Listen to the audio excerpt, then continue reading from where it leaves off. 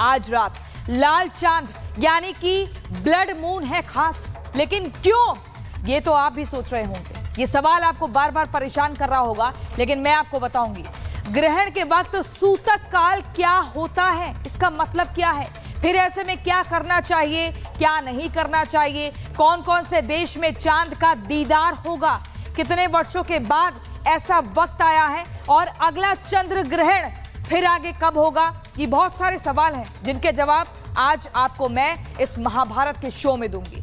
लेकिन अब दूसरी तस्वीर देखिए दर्शकों। अखिलेश ने कानून तोड़ा, लाखों का चालान आया। जी हां, सही सुन रहे हैं आप। सपा के मुखिया अखिलेश यादव, जिन्होंने कभी एक्सप्रेसवे बनवाए थे, आज उसी एक्सप्रेसवे पर नियमों की अवहेलना करने पर आपकी और हमारी सोच से भी परे चालान कट गया।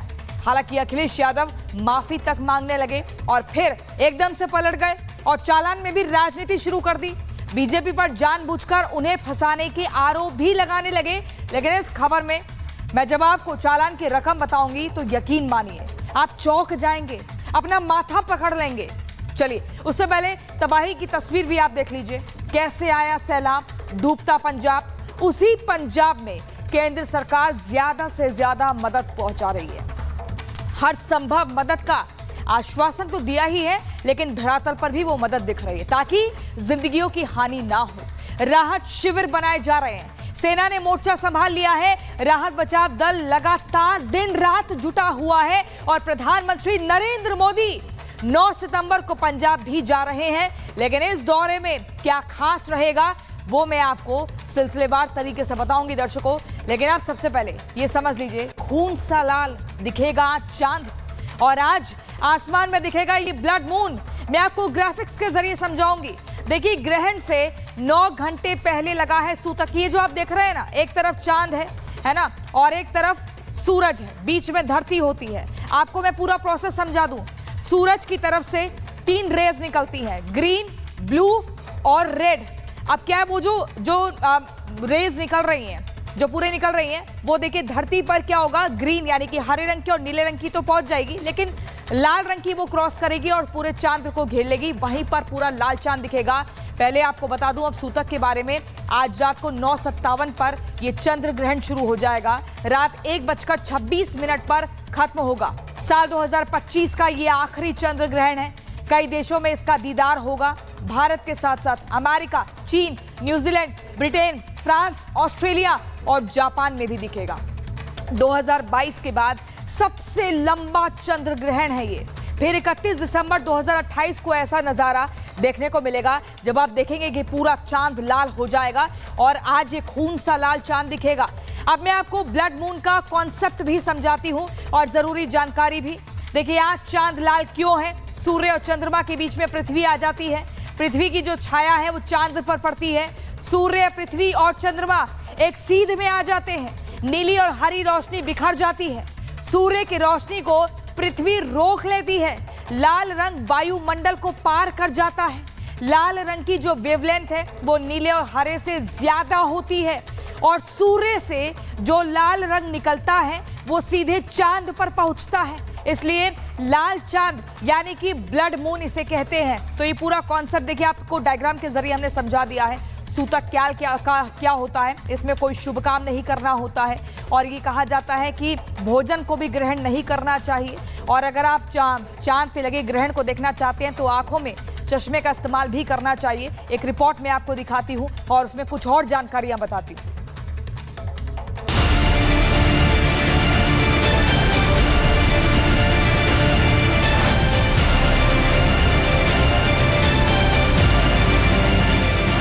आज चांद खून सा लाल दिखने वाला है।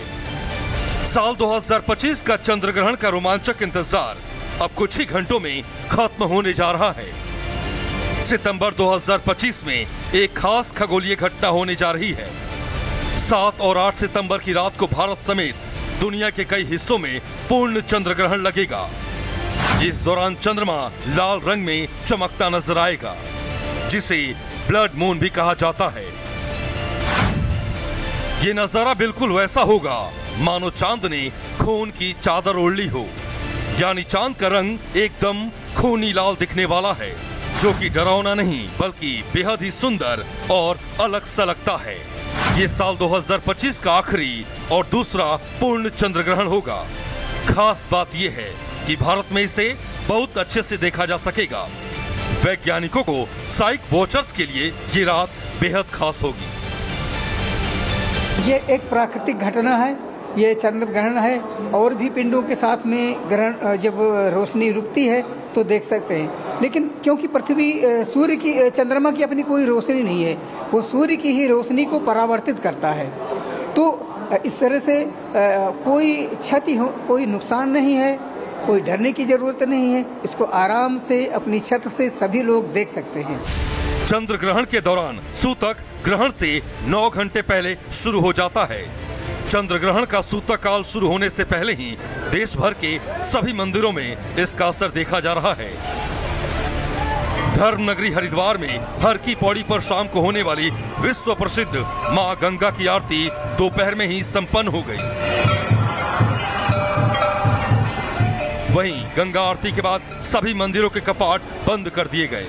जो भी श्रद्धालु हैं मां गंगा में स्नान कर सकते हैं, भगवान का नाम करें, नाम जप करें, जो भी धार्मिक पुस्तक का वो पठन करना चाहें वो पठन करें। और ये ग्रहण काल पूर्ण हो जाने के उपरांत वो अपना गंगा जल से अपने घर को शुद्ध करें, स्नान करें और पुनः जो है अपना प्रातःकालीन पूजन करें। चंद्र ग्रहण का सूतक लगने वाला है, तो उससे पूर्व ही मां गंगा की आज आरती भी कर दी गई है। और हर की पौड़ी पर स्थित जितने भी देवालय हैं उन सबके कपाट भी अब सूतक काल में बंद कर दिए जाएंगे।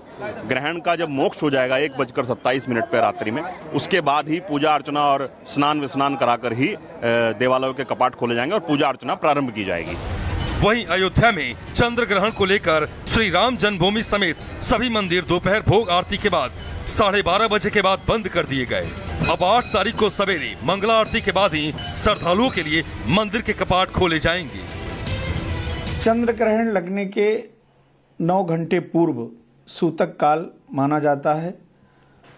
ऐसे में श्री राम जन्मभूमि अयोध्या के प्रमुख मंदिरों में 9 घंटे पहले, अर्थात जितने भी मठ मंदिर हैं जहाँ भी धार्मिक मान्यताएं हैं और ठाकुर जी को पूजन, अभिषेक, आरती की परंपरा है, सारे लोग भगवत भजन, भगवत आराधन कर सकते हैं, पूजा पाठ कर सकते हैं, लेकिन मूर्ति पूजा नहीं कर सकते हैं और ना मंदिर में प्रवेश कर सकते हैं।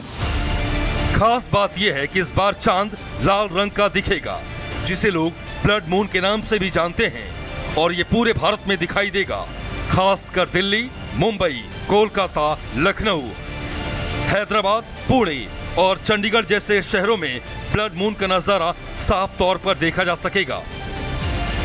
ये नजारा देखने के लिए आपको किसी विशेष उपकरण की जरूरत नहीं होगी।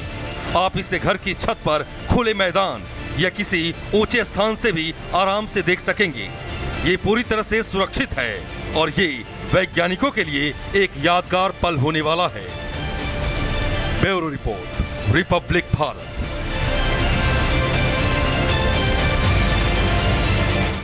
अब चलिए, सबसे महत्वपूर्ण सवाल यह है कि चंद्र ग्रहण में क्या करें और क्या ना करें, क्योंकि आसपास हम ये सवाल पूछते रहते हैं पड़ोसियों से, रिश्तेदारों से, पंडितों से, लेकिन मैं आपको यहाँ पर बताती हूँ क्या करना चाहिए क्या नहीं। चंद्र ग्रहण पर देखिए, खास ख्याल ये रखें कि भगवान का भजन करें, जितना ज्यादा हो सकता है उतना भगवान का भजन करें। बचे हुए खाने में ग्रहण से पहले तुलसी का पत्ता जरूर डालें। ग्रहण के बाद स्नान भी करना अनिवार्य है और घर और मंदिर की साफ सफाई भी करें। घर में गंगा जल का छिड़काव करके पूरा शुद्ध कर लीजिए वातावरण, ये करना चाहिए चंद्र ग्रहण पर। आपको मैं बता रही हूं, आप